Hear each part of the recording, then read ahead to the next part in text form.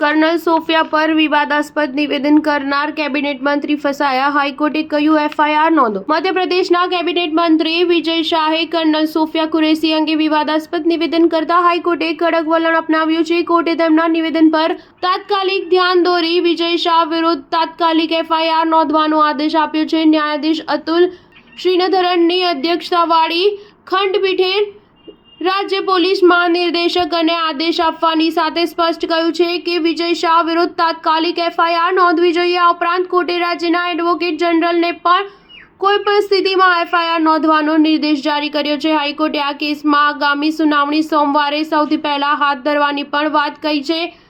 Cabinet મંત્રી વિજય શાહે એક સભામાં કર્નલ સોફિયા કુરેશીનું નામ લીધા વગર પાકિસ્તાની આતંકવાદીઓ અંગે કહ્યું હતું કે અમે તેમની બહેન મોકલીને તેઓની એસી તેસી કરાવી દીધી। આ નિવેદન બાદ વિજય શાહની મુશ્કેલીઓ વધી દીધી છે।